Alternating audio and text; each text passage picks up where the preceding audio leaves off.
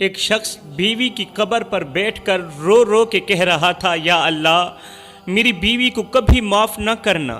اب جو شوہروں کی فرما بردار بیویاں ہیں ان کی عظمت کو میرا سلام، لیکن جو نافرمان بیویاں ہیں وہ اس واقعے کو دل کے کانوں سے سنیں۔ ہو سکتا ہے یہ واقعہ تمہاری زندگی بدلنے کا ذریعہ بن جائے۔ رات کا وقت تھا، چاندنی اپنے حسن کی روشنی زمین پر بکھیر رہی تھی، لیکن ایک قبر کے پاس کھڑا شخص اندرونی تاریکی کا شکار تھا۔ وہ شخص جو ایک درمیانی عمر کا تھا، نوجوان تھا، دیہاتی تھا، آنکھوں میں آنسو لیے اپنی بیوی کی قبر پر ہاتھ پھیلائے کھڑا تھا۔ اس کے الفاظ اتنے تلخ اور دل دہلا دینے والے تھے کہ سننے والوں کے دل لرز اٹھے، سننے والوں کے دل کانپنے لگے۔ یہ شخص کہہ رہا تھا، یا اللہ میری بیوی کو کبھی معاف نہ کرنا، یا اللہ میری بیوی کو کبھی معاف نہ کرنا۔ یہ شخص بیوی کی قبر کے سرہانے کھڑے ہو کر بد دعائیں کر رہا تھا، یا اللہ میری بیوی کو کبھی معاف نہ کرنا۔ یہ دعا نہیں، ایک دل شکستہ مرد کی آہ تھی، ایک ایسی فریاد جو اس کی روح کے ٹکڑے ہونے کا پتہ دیتی تھی۔ لیکن یہ جملہ اتنا غیر معمولی تھا کہ کوئی سوچتا آخر ایسا کیا ہوا کہ ایک شوہر اپنی بیوی کے لیے یہ بد دعا کر رہا ہے۔ حضرت سیدنا عیسیٰ علیہ السلام کا اسی قبرستان سے گزر ہوا۔ آپ نے ایک شخص کو قبر کے پاس بیٹھے روتے ہوئے دیکھا۔ وہ شخص زمین پر گرا ہوا تھا اور اس کی زبان سے عجیب و غریب بد دعا نکل رہی تھی۔ عیسیٰ علیہ السلام نے جب اس کی یہ بد دعا سنی کہ یا اللہ میری بیوی کو کبھی معاف نہ کرنا، اللہ میری بیوی کو کبھی معاف نہ کرنا، ہے حدیث پاک میں آیا ہے، رسول کریم صلی اللہ علیہ وسلم نے فرمایا جب کوئی عورت اپنے شوہر کو اذیت دیتی ہے، جب کوئی بیوی اپنے شوہر کو اذیت دیتی ہے، دکھ دیتی ہے، درد دیتی ہے، تو جنت کی حوریں یہ کہتی ہیں کہ اللہ تجھے ہلاک کرے، اللہ تجھے ہلاک کرے، اور ساتھ میں حوریں کہتی ہیں اے عورت اس مرد کو اذیت نہ دے، اس کو تکلیف نہ دے، یہ تیرے پاس تو کچھ وقت کے لیے ہے، یہ تیرے پاس کچھ وقت کے لیے ہے، جلد ہی تجھے چھوڑ کر ہمارے پاس آنے والا ہے۔ یہ شخص رو بھی رہا تھا اور ساتھ میں بد دعا بھی دے رہا تھا، اللہ میری بیوی کو کبھی معاف نہ کرنا۔ اتنے میں اسی راستے سے حضرت سیدنا عیسیٰ علیہ السلام کا گزر ہوا۔ حضرت عیسیٰ علیہ السلام اس کے قریب گئے، اس سے نرمی سے پوچھا، پیار سے پوچھا، اے شخص تو کون ہے اور کیوں بیوی کے لیے ایسی دعا کر رہا ہے؟ کیا تجھے معلوم نہیں ہے کہ اللہ کے بندوں کے لیے تو رحمت کی دعا کرنی چاہیے؟ تو الٹا کہہ رہا ہے اللہ میری بیوی کو کبھی معاف نہ کرنا۔ وہ شخص جس کا نام عبدالسلام تھا، اس نے حضرت عیسیٰ علیہ السلام کی طرف دیکھتے ہوئے اپنے آنسو پونچھتے ہوئے کہا، اے اللہ کے نبی، میں نے اپنی بیوی سے بے حد محبت کی ہے، انتہا کی محبت کی ہے، ایسی محبت جس کی کوئی حد نہیں تھی، اپنی زندگی کی ہر خوشی اس پر نچھاور کی۔ یہ بیوی جو قبر کے اندر سوئی ہوئی ہے، اے اللہ کے نبی، میں نے اپنی بیوی کے لیے وہ سب کیا جو شاید کوئی انسان کر سکتا ہے۔ میں نے اپنی خوشیوں کو قربان کیا، اپنی خواہشات کو دفن کیا، یہاں تک کہ جب میری بیوی بیمار ہوئی تو میں نے اپنی رگوں سے خون نکال کر اس کی رگوں میں ڈالا تاکہ وہ زندہ رہے، میری خیر ہے۔ میں نے ہر درد سہ لیا، ہر دکھ، ہر بیماری سہی، صرف اس کی مسکراہٹ کے لیے، لیکن اس نے مجھے کبھی اپنا بنایا ہی نہیں تھا۔ میری محبت اس کے لیے صرف ایک بوجھ تھی۔ شوہر روتے روتے زمین پر بیٹھ گیا، یہ شخص روتے روتے زمین پر بیٹھ گیا۔ اس کے الفاظ میں اس کی ٹوٹی ہوئی روح کی گونج تھی، اے اللہ کے نبی، کیا یہ انصاف ہے کہ جسے ہم اپنے دل سے زیادہ عزیز رکھیں وہ ہمیں یوں دھوکہ دے کے چلا جائے؟ جسے ہم اپنے دل سے زیادہ پیار کریں، عزیز رکھیں، اللہ اکبر، میں نے اسے اپنی جان دے دی، اپنی زندگی دے دی، لیکن اس نے میرے دل کو روند کر رکھ دیا۔ آج بھی یہ زمین اس کی قبر کے لیے اور میرا دل اس کے بوجھ کے لیے، لیکن اس نے میری محبت کا کبھی احترام نہ کیا، مجھے دھوکہ دیا اور مرتے دم تک میرے دل کے ٹکڑے ٹکڑے کرتی رہی۔ حضرت میں اس کے ظلم کو کبھی نہیں بھلا سکتا۔ حضرت عیسیٰ علیہ السلام نے اس کی بات سنی اور نہایت ہی حکمت سے فرمایا، اے شخص، تو نے جو ظلم سہا ہے اللہ اسے جانتا ہے اور وہ تیرے دکھ سے غافل نہیں ہے، میرا اللہ تیرے دردوں سے غافل نہیں ہے، لیکن تو اپنی بیوی کے لیے بد دعا نہ کر بلکہ اس کے لیے ہدایت اور رحمت کی دعا کر، کیونکہ انسان کی بخشش میں ہی اللہ تعالیٰ کی خوشنودی ہے۔ لیکن پہلے یہ تو بتا کہ آخر تیری بیوی نے کون سے ایسے گناہ کیے جس کی وجہ سے تو اس کے مرنے کے بعد بھی اسے بد دعائیں دے رہا ہے؟ آخر تیری بیوی نے کون سے ایسے گناہ کیے تھے؟ بتا تو صحیح۔ کہا، اے اللہ کے نبی، میری بیوی کے گناہ وہ تھے جو میری روح کو زخمی کر گئے، میرے اعتماد کے ٹکڑے ٹکڑے کر گئے۔ پہلی وجہ یہ ہے کہ وہ میری غیر موجودگی میں غیر محرم مردوں کو اپنے گھر میں بلاتی تھی۔ یہ جو مرنے والی بیوی ہے، قبر کے اندر سونے والی بیوی ہے، اے اللہ کے نبی، اس کا دوسرا گناہ یہ تھا کہ جب وہ گھر سے باہر نکلتی تو خوب بناؤ سنگھار کر کے نکلتی تھی، خوب میک اپ کر کے نکلتی تھی۔ میرے معاشرے میں کتنی عورتیں اس طرح کی ہیں، اللہ ماشاء اللہ، ہر ایک عورت کی بات نہیں کر رہا کہ شوہر کی غیر موجودگی میں اپنے دوستوں سے باتیں کرتی ہیں، شوہر کی غیر موجودگی میں اپنے دوستوں سے، اللہ اکبر، محبت کرنے والوں سے، شوہر سے لک چھپ کے شہوت پرست لوگوں سے ویڈیو کال پہ بات کرتی ہیں۔ اور کتنی عورتیں ہیں جو جب گھر سے باہر نکلتی ہیں تو خوب بناؤ سنگھار کر کے، خوب میک اپ کر کے گھر سے باہر نکلتی ہیں کہ ہر ایرے ویرے نتھو خیرے کی نظر میرے چہرے پر پڑے۔ بالوں کو سنوارنا یہ اس چیز کا ثبوت ہے کہ یہ سچ ہے، تم اسی سوچ کی بنیاد پر ہی بالوں کو سنوار کر گھر سے باہر نکلتی ہو، بے پردہ نکلتی ہو کہ ہر ایرے ویرے نتھو خیرے کی گندی نظر تمہارے چہرے پر پڑے، تمہارے بالوں پر پڑے، پھر وہ تمہارے حسن کی تعریف کرے۔ اے اللہ کے نبی، اس کمبخت عورت کا دوسرا گناہ یہ تھا کہ جب یہ گھر سے باہر نکلتی تھی تو خوب بن سنور کر نکلتی تھی، خوب میک اپ کر کے ایسے تیار ہو کر جاتی تھی کہ غیر محرم مرد اسے دیکھ کر رک جاتے اور نظریں ہٹانا بھول جاتے۔ میں نے اسے کئی بار منع کیا، میں نے کہا کہ عورت کا زیور اس کی حیا ہے، ارے عورت کا زیور پردہ ہے، لیکن وہ میری بات کو مذاق میں ٹال دیتی تھی۔ وہ کہتی کہ خوبصورتی دکھانے کے لیے ہوتی ہے، خوبصورتی چھپانے کے لیے نہیں ہوتی۔ اے اللہ کے نبی، میں اپنی غیرت کی آگ میں جلتا رہا۔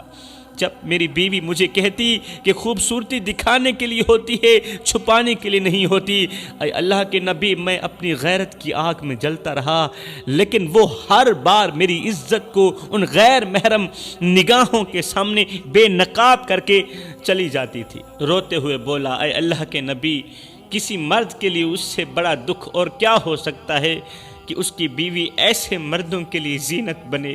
اس سے بڑا درد کیا ہو سکتا ہے؟ اس سے بڑا دکھ کون سا ہو سکتا ہے کہ اس کی بیوی ایسے مردوں کے لیے زینت بنے جن کا اس کے ساتھ کوئی رشتہ نہ ہو، کوئی ناتا نہ ہو، جو اس کے لیے غیر محرم ہو۔ آئے اس دکھی انسان کی آنکھوں میں آنسو تھے۔ اللہ کے نبی اس کے قریب بیٹھے اس کے درد سن رہے ہیں۔ ہچکیاں بھرتے ہوئے اس نے کہا، اے اللہ کے نبی، بیوی کا تیسرا زخم وہ تھا جو میری غربت کا تانا دے کر میری روح پر لگایا گیا۔ میری بیوی کا میکا بہت امیر تھا اور میں ایک غریب تھا۔ اس نے کبھی بھی مجھے میری غربت کے لیے معاف نہ کیا۔ ہر بات پر، ہر چھوٹے مسئلے پر وہ مجھے میری غربت کے تانے دیتی تھی۔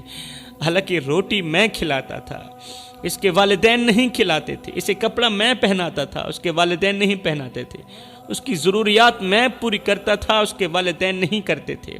الٹا میری بیوی مجھے کہتی کہ میں نے اپنی زندگی برباد کر لی تجھ سے شادی کر کے، ایک ایسے نکمے کے ساتھ جو نہ میرے خواب پورے کر سکتا ہے، نہ خواہشیں پوری کر سکتا ہے۔ اے اللہ کے نبی، میں نے اپنی غربت کو اپنی زندگی کا حصہ مان لیا تھا، لیکن بیوی کے تانوں نے میری غربت کو میرے لیے ایک عذاب بنا دیا۔ وہ ہمیشہ اپنی خوشیوں کو میری ناکامیوں کے ساتھ تولتی رہتی تھی۔ میں نے دن رات محنت کی، اپنی استطاعت سے بڑھ کر اس کی خواہشیں پوری کرنے کی کوشش کی، لیکن وہ ہمیشہ مجھے میری کمزوریوں کا احساس دلاتی تھی۔ اے اللہ کے نبی، میری سب سے بڑی آزمائش اور سب سے گہرا زخم میری ماں کی موت ہے۔ اب اس نے سب سے جو گہرا زخم تھا اللہ کے رسول کو بتایا تو اللہ کے نبی کی آنکھیں چھم چھم برسنے لگیں۔ کہنے لگا میری ماں بوڑھی تھی، زندہ تھی، وہ میری سب سے بڑی دعا تھی، میری بوڑھی ماں میرے لیے سب سے بڑی دعا تھی، لیکن میری بیوی اسے اچھا نہیں سمجھتی تھی۔ وہ ہمیشہ میری ماں کو برے القابات سے یاد کرتی تھی، میری ماں پر جھوٹے الزام لگاتی اور میرے سامنے ان کے خلاف باتیں کرتی۔ میں نے اپنی بیوی کو کئی بار سمجھایا کہ ماں کی عزت کرنا ہماری دنیا و آخرت کا فرض ہے، لیکن وہ میری بات کو کبھی نہیں سمجھتی تھی۔ ایک دن جب میں کھیتوں میں کام کرنے گیا، میری بیوی اور ماں کے درمیان کسی بات پر جھگڑا ہوا۔ میری بیوی نے اپنی نفرت اور غصے میں وہ کر دیا جو میں نے کبھی سوچا بھی نہیں تھا، وہ کر دیا جو میں نے کبھی سوچا بھی نہیں تھا کہ ایسا بھی ہو سکتا ہے۔ میری غیر موجودگی میں اس نے میری بوڑھی ماں کو دھکا دے کر زمین پر گرا دیا۔ بوڑھی ماں نے اپنے کمزور ہاتھوں سے اٹھنے کی کوشش کی، لیکن جب اٹھ نہ پائی تو اس کے منہ سے بے ساختہ الفاظ نکلے جو دل چیر دینے والے الفاظ تھے۔ کہنے لگی اے اللہ مجھے معاف کر دے، مجھے معاف کر دے، مجھے اپنے بیٹے کی خوشیوں کے لیے یہاں سب کچھ برداشت کرنا پڑ رہا ہے۔ جب اس نے میری بوڑھی اور کمزور سی ماں کو ایک زوردار دھکا دیا تو میری ماں اسی زمین پر ہی دم توڑ گئی، ہمیشہ کے لیے خاموش ہو گئی۔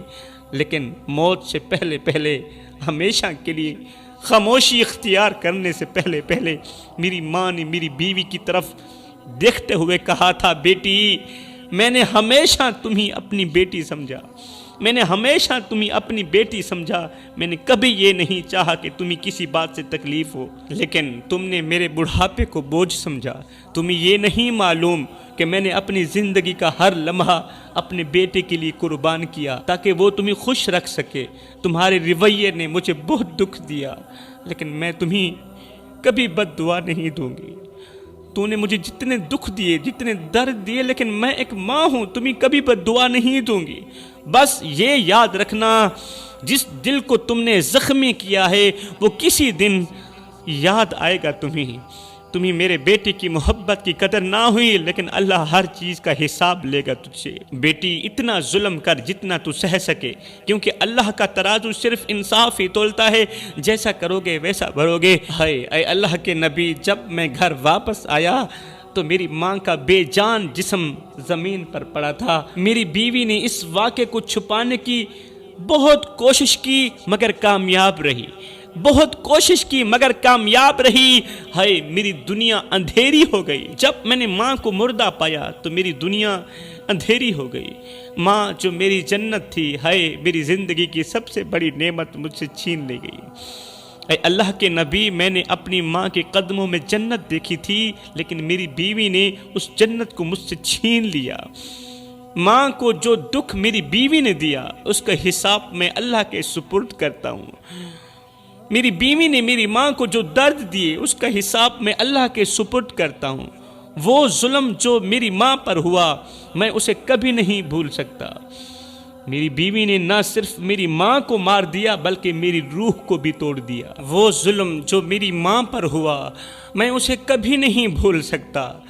میری بیوی نے نہ صرف میری ماں کو مار دیا بلکہ میری روح کو بھی توڑ دیا، میرے دل کو بھی توڑ دیا۔ آج میں اپنی ماں کی قبر کے سامنے معافی مانگتا ہوں اور بیوی کی قبر کے سامنے بد دعا کرتا ہوں کہ اللہ میری بیوی کو کبھی نہ بخشنا، میری بیوی کو کبھی نہ معاف کرنا، میری بیوی کو کبھی نہ بخشنا۔ ہے ابھی یہ شخص اللہ کے نبی کو اپنے دکھڑے سنا ہی رہا تھا، ابھی یہ شخص اللہ کے نبی کو اپنے درد سنا ہی رہا تھا کہ اچانک قبر کے اندر سے ایک خوفناک آواز آئی۔ اچانک قبر کے اندر سے ایک خوفناک آواز آئی، مجھے بچاؤ، مجھے بچاؤ۔ آئے جو گناہ میں نے دنیا میں کیے تھے وہ میرے سامنے جانوروں کی شکل اختیار کر گئے ہیں۔ وہ گناہ جو میں نے دنیا میں کیے وہ میرے سامنے جانوروں کی شکل اختیار کر گئے ہیں اور مجھے نوچ رہے ہیں۔ وہ کانپتے ہوئے قبر کی طرف دیکھ رہا تھا، قبر کے اندر سے آواز آ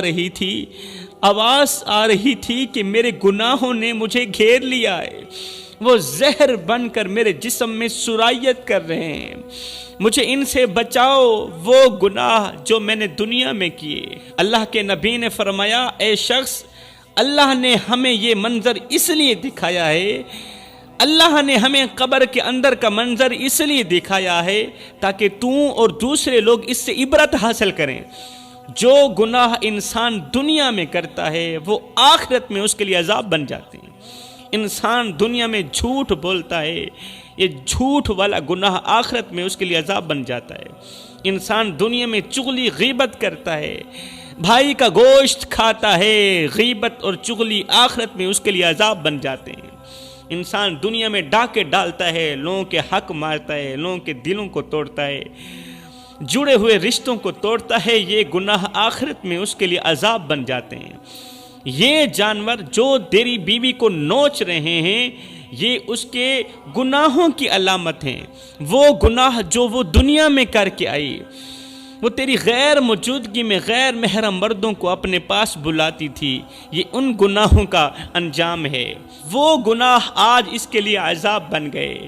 دنیا میں غیر محرم مردوں کے ساتھ تعلقات قائم رکھنے والے گناہ آج قبر کے اندر اس کے لیے عذاب بن گئے۔ اپنی ماں جیسی ہستی کے ساتھ ظلم کرنا اور اپنے شوہر کے حق کو پامال کرنا، یہ سب اسی گناہوں کی شکل میں اس پر عذاب بن کر آ گئے ہیں۔ اس شخص نے کہا، اے اللہ کے نبی، یہ منظر میرے دل کو چیر رہا ہے کہ میری بیوی قبر کے اندر رو رہی ہے اور قبر کے اندر بیٹھ کر مجھ سے مدد مانگ رہی ہے کہ مجھے اس عذاب سے بچا لو۔ اس شخص نے کہا، اے اللہ کے نبی، یہ منظر میرے دل کو چیر رہا ہے، میں نے اپنی بیوی کو بہت سمجھایا تھا، دنیا میں بہت سمجھایا تھا، لیکن اس نے کبھی میری بات کو اہمیت نہ دی۔ اب جب کہ میں اسے اس حال میں دیکھ رہا ہوں کہ وہ قبر کے اندر مجھ سے مدد مانگ رہی ہے کہ مجھے اس عذاب سے بچا لو، اب میرا دل چاہتا ہے کہ میں اسے کسی طرح بچا سکوں اور ہر حال میں بچاؤں۔ اللہ کے نبی، آخر یہ میری بیوی تھی، پوری زندگی نہ سہی میرے ساتھ 2-4 دن تو خوشی کے گزار کے گئی تھی نا۔ اللہ کے نبی نے فرمایا، اے بندے، اگر تو اس کی قبر سے عذاب کو ہلکا کرنا چاہتا ہے تو یہ بد دعائیں دینا بند کر، اس کے حق میں دعا کر، اللہ تعالیٰ اس کے عذاب کو ہلکا کر دے۔ تو شوہر ہے، بیوی کی موت کے بعد بھی شوہر کی دعا اس کے حق میں قبول ہوتی ہے، شوہر کی دعا بیوی کی بخشش کا ذریعہ بنتی ہے، تو شوہر اس کے حق میں دعا کر اور یہ عذاب ہلکا ہو جائے گا۔ اس شخص نے اپنے آنسو صاف کرتے ہوئے ہاتھ اٹھائے، دکھی شوہر نے اپنی آنکھوں سے آنسو صاف کرتے ہوئے ہاتھ اٹھائے، آسمان کی طرف دیکھ کر کہا، یا اللہ، تو سب کچھ جانتا ہے، میں تجھ سے التجا کرتا ہوں، دعا کرتا ہوں، تو اسے معاف کر دے۔ پوری زندگی نہ سہی، پوری زندگی مجھے تڑپاتی رہی، 1-2 دن تو خوشی کے گزارے ہی ہوں گے میرے ساتھ، انہی 1-2 دن کی خوشیوں کے صدقے میری بیوی کو معاف کر دے، اس کے گناہوں کو اپنی رحمت کے ساتھ ڈھانپ لے اور اسے اس عذاب سے نجات دلا دے جو اس کی قبر میں ہو رہا ہے۔ یا اللہ، اگر میری دعا اس کی حالت کو بدل سکتی ہے تو میں اسے اپنے دل سے معاف کرتا ہوں اور تجھ سے بھی اس کی معافی کی خیرات مانگتا ہوں۔ ہے شوہر کی دعا کے بعد قبر سے آنے والی چیخیں مدھم ہونے لگیں، آہستہ ہونے لگیں اور قبر کے ارد گرد ایک عجیب سا سکون چھا گیا تھا۔ یا تو قبر کے اندر عذاب ہو رہا تھا، لیکن شوہر نے جیسے ہی بیوی کی بخشش کی دعا کے لیے ہاتھ اٹھائے تو عذاب ہلکا ہو گیا۔ فرمایا، تیری معافی اور دعا شاید اللہ کی رحمت کو دعوت دے چکی ہے۔ یاد رکھ اے میرے بندے، میرا اللہ تو وہ ہے جو اپنے بندے کے گناہوں کو معاف کر کے اسے اپنی رحمت میں لے لیتا ہے۔ تو اپنی ماں اور بیوی دونوں کے لیے دعا کرتا رہے، اللہ کے فیصلے پر راضی ہو جا، اللہ کے فیصلے پر راضی ہو جا اور اللہ تعالیٰ تجھے اس کا اچھا صلہ دے گا، بہت بڑی اچھی جزا دے گا۔ میرے بھائیوں، یہ واقعہ ہمیں سبق دیتا ہے کہ دنیا کے گناہ آخرت میں عذاب کی شکل اختیار کر سکتے ہیں۔ انسان کو اپنی زندگی میں ہی اپنے گناہوں سے توبہ کرنی چاہیے اور اللہ کی طرف رجوع کرنا چاہیے۔ معافی اور دعا نہ صرف دوسروں کے لیے فائدہ مند ہوتی ہیں بلکہ انسان کے دل کو سکون بھی پہنچاتی ہیں۔ میں دعا کرتا ہوں اللہ تعالی ہمیں ان گناہوں سے جلد از جلد توبہ کرنے کی توفیق عطا فرمائے۔ آمین ثم آمین۔ وما علینا الا البلاغ المبین۔